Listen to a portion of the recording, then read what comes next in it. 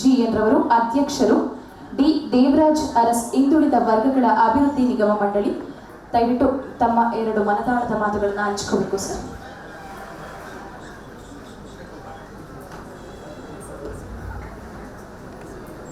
ವೇದಿಕೆ ಮೇಲೆ ಉಪಸ್ಥಿತರಿರುವ ಸ್ವಾಮೀಜಿರವರೇ ಮತ್ತು ಎಲ್ಲ ಗಣ್ಯಾತಿ ಗಣ್ಯರೇ, ವಿಶೇಷವಾಗಿ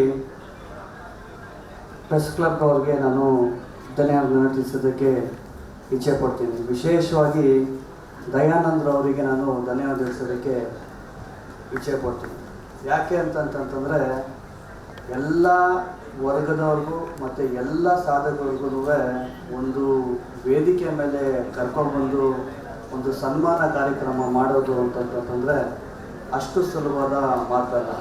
ನಾನು ವಿದ್ಯಾರ್ಥಿ ನಾಯಕನಾಗಿ ವಿದ್ಯಾರ್ಥಿ ಹೋರಾಟ ಮುಖಾಂತರ ನಾನು ಹಲವಾರು ಕಾರ್ಯಕ್ರಮಗಳನ್ನ ಮಾಡಿದ್ದೇನೆ, ಹಲವಾರು ಕಾರ್ಯಕ್ರಮಗಳನ್ನ ನೋಡಿದ್ದೀನಿ. ಬಟ್ ಈ ರೀತಿಯಾದಂತಹ ವಿಶೇಷವಾದಂತಹ ಕಾರ್ಯಕ್ರಮ ನಾನು ಮೊದಲ ಬಾರಿಗೆ ನೋಡ್ತಾ ಇದ್ದೀನಿ ಕಣ್ಣಾರೆ.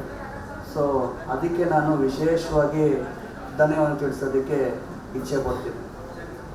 ಮತ್ತು ನಮ್ಮ ಗುರುಗಳಾದಂಥ ಡಿ ಕೆ ಶಿವಕುಮಾರ್ ಸಾಹೇಬರು ಯಾವಾಗಲೂ ಒಂದು ಮಾತು, ದೇವರು ವರನೂ ಕೊಡೋದಿಲ್ಲ, ಶಾಪನೂ ಕೊಡೋದಿಲ್ಲ, ಅವಕಾಶ ಮಾತ್ರ ಕೊಡ್ತಾರೆ. ಈ ಅವಕಾಶನ ಸದುಪಯೋಗ ಮಾಡಿಕೊಂಡು ಜನರಿಗೆ ಸೇವೆ ಮಾಡ್ತಾ ಇರೋಂತಹ ಎಲ್ಲ ಆನರ್ ಮಾಡಿಸ್ಕೊಂಡಿರೋಂಥ ಎಲ್ಲರಿಗೂ ನಾನು ಪಾದಗಳನ್ನು ಮಾಡ್ತಾ ನಾನು ಅವ್ರಿಗೆ ಅಭಿನಂದನೆಗಳನ್ನ ಸಲ್ಲಿಸ್ತಾ ಇದ್ದೀನಿ. ಸೊ ಹಾಗಾಗಿ ಈ ಕಾರ್ಯಕ್ರಮಕ್ಕೆ ನನಗೆ ಕರೆದು ಮಾತಾಡಲಿಕ್ಕೆ ಅವಕಾಶ ಮಾಡಿಕೊಟ್ಟಿದ್ದಕ್ಕೆ ನಾನು ಧನ್ಯವಾದ ತಿಳಿಸ್ತಾ ನನ್ನ ಮಾತುಗಳನ್ನ ಮುಗಿಸ್ತಾ ಇದ್ದೀನಿ. ಅದಕ್ಕಿಂತ ಮುಂಚೆ ಏನು ಪೆಹಲ್ಗಾಮಲ್ಲಿ ಏನು ಒಂದು ಘಟನೆ ನಡೀತು ಅದನ್ನೆಲ್ಲರೂ ನಾವು ವಿರೋಧಿಸ ಮಾಡಬೇಕು. ಮತ್ತು ಮುಂದಿನ ದಿನಗಳಲ್ಲಿ ಇದು ನಮ್ಮ ಜವಾಬ್ದಾರಿ ಆಗಿರುತ್ತೆ. ಈ ಒಂದು ಕೃತ್ಯದ ಹೆಂಗೆ ನಾವೆಲ್ಲರೂ ಒಗ್ಗಟ್ಟಾಗಿ ಹೋರಾಟ ಮಾಡಬೇಕು, ಯಾವ ನಿಟ್ಟಿನಲ್ಲಿ ನಾವು ಸರ್ಕಾರದ ಜೊತೆಗಿದ್ದು ಮತ್ತು ಒಂದು ಸಂದೇಶನ ಕೊಡಬೇಕಾಗುತ್ತೆ. ಸೊ ಅದಕ್ಕೆ ಖಂಡನೆಗೆ ತಾವೆಲ್ಲರೂ ಭಾಗಿಯಾಗಬೇಕು. ನನಗೆ ಇಲ್ಲಿ ಕರೆದು ಮಾತಾಡಲಿಕ್ಕೆ ಅವಕಾಶ ಮಾಡಿಕೊಟ್ಟಿದ್ದ ಎಲ್ಲರಿಗೂ ಮತ್ತು ವಿಶೇಷವಾಗಿ ನನಗೆ ಸಂದೇಶ್ ಗೌಡವರು ಕರೆದಿದ್ದು ಇಲ್ಲಿ ನನಗೆ ಅವಕಾಶ ಮಾಡಿಕೊಟ್ಟೆ ಅವ್ರಿಗೂ ಸಹ ನಾನು ಧನ್ಯವಾದ ತಿಳಿಸ್ತಾ ನನ್ನ ಮಾತನ್ನು ಮುಗಿಸ್ತೀನಿ. ಜೈ ಹಿಂದ್, ಜೈ ಕರ್ನಾಟಕ.